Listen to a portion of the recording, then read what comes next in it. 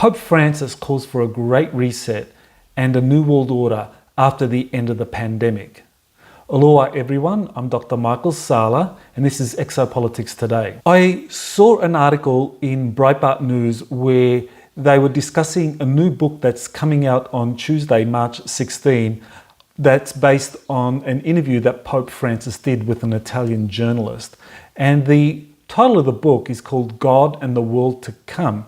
And in this book, the Pope basically makes his case for a great reset, and where we need to move away from financial speculation, where wealth is obviously acquired by those with a lot of financial resources, and that tends to be in the first world nations, and of course the elite, but also upper middle class people who are able to have things like investments where they are able to accumulate significant savings. He advocates moving away from fossil fuels, military build-up, and towards a green economy. Now, what really kind of upset me when I first read this was that the Pope calling for an end to the fossil fuel industry, or that we need to move away from that and to promote a green economy, is the utter hypocrisy of the Vatican advocating this. Not that it's wrong, but the fact is that the Vatican has been sitting on advanced technologies that can replace the fossil fuel industry for over a century now, going all the way back to Nikola Tesla and even earlier. The Vatican has a library, and it has very competent scientists who have been developing some of these free energy technologies, or at the very least know about the existence of these free energy technologies that go back many, many centuries to the ancient world. All of that information, we're talking about records that date back from the Egyptian era, the pre-dynastic era, where you actually have all of these advanced technologies that are depicted on the Temple of Abydos in Egypt. And then, of course, going even further back to Atlantis. All of those records that were acquired over the course of many, many centuries and millennia exist in the Vatican's library. So they know a lot about these ancient energy technologies that existed, some of them using free energy principles. Nikola Tesla came out in 1902 with his radiant energy device. So the Vatican is very aware of these kinds of advanced technologies.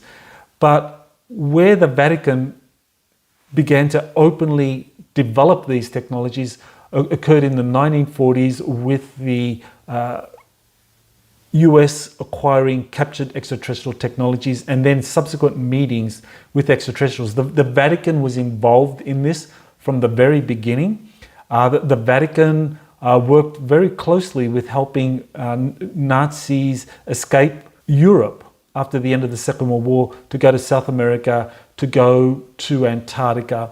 And in exchange, the Nazis gave over to the United States a lot of their advanced technologies. Well, the Vatican was the middleman for all of this. So the Vatican was involved in a lot of these technologies being handed over to the US, and actually assisting US scientists in reverse engineering not only captured Nazi technologies, or those that were given by the Nazis in exchange for being able to escape Europe, but also captured extraterrestrial spacecraft. And later on, also when there were meetings between US delegations and extraterrestrials, the Vatican was very involved in that. For example, in 1954, Francis McIntyre, the Archbishop of Los Angeles Diocese, actually went to Edwards Air Force Base and was part of the meeting between the US government, President Eisenhower in particular, with a visiting group of Nordic extraterrestrials. And then McIntyre flew back to the Vatican to brief Pope Pius. And so the Vatican has been involved in the development of these advanced technologies. The Vatican, for example, helped develop looking glass technology using frequencies that could distort the space-time continuum. The Vatican is also very aware of how frequencies, similar kind of sound vibrations, can levitate objects. So if we're talking about ending the fossil fuel industry right there.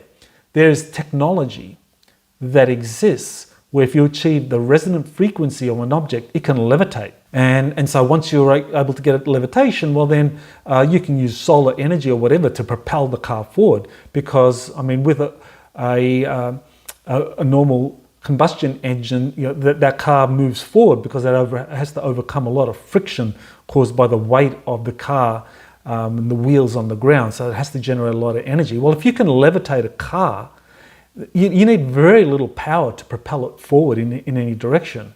And so the Vatican knows the principles of levitation, resonant frequency, how to do that, because it's been using these technologies for a long, long time. Edward Ledskellian in the United States, in Coral Castles, he was someone that pioneered the development of resonant frequency to levitate objects. The Vatican has known about this for a long, long time and has kept that secret. So for now, the Vatican coming out saying that we need to embrace environmentalism and kind of replace the fossil fuel industry by embracing a green economy and promoting things such as solar energy, wind energy, and any other kind of alternative energy sources.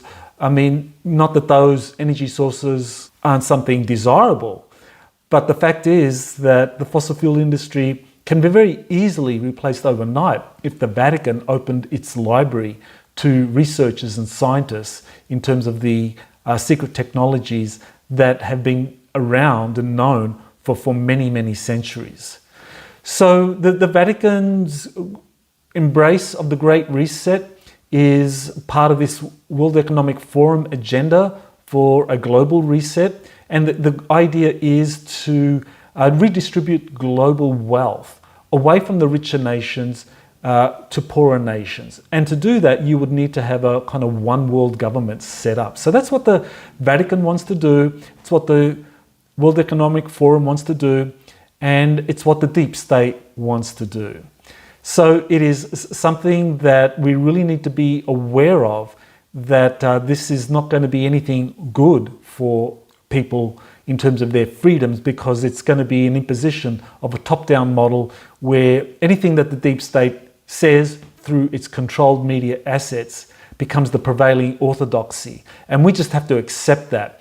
And anyone that doesn't accept that, we get banned, we get removed by social media companies, and then there are all of these restrictions that are going to happen if you don't take the jab.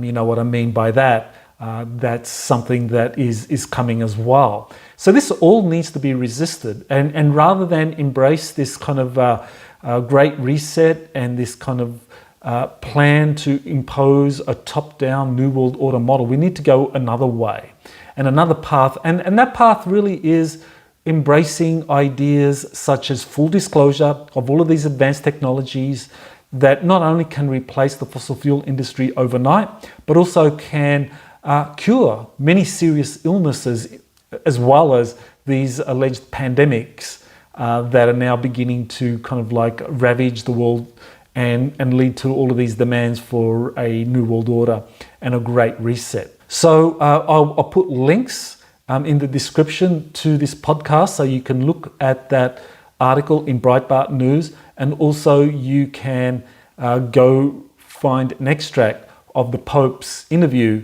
that was translated from Italian, where he talks about his idea of a New World Order and Great Reset. For those that want to dive deeper into this issue, I recommend my March 27 webinar, which is going to be on the Great Awakening versus the Global Reset, how full disclosure trumps AI and transhumanism. So I'm going to be talking about why it is that the release of all of these advanced technologies, knowledge of secret space programs, releasing advanced health modalities, how that is going to be so much more advantageous than going down this path of a global reset that the Pope and others are now strongly championing.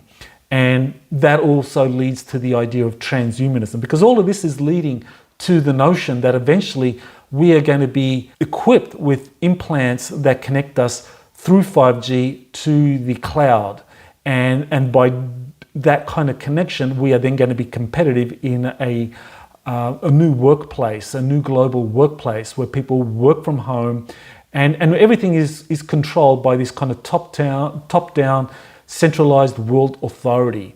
Definitely something that we need to be very, very aware of and resist, and go down a different path. So I'll be talking at length about that in the webinar. I have a notice on my website, exopolitics.org, where you can learn more about that webinar. So thank you for listening and subscribing.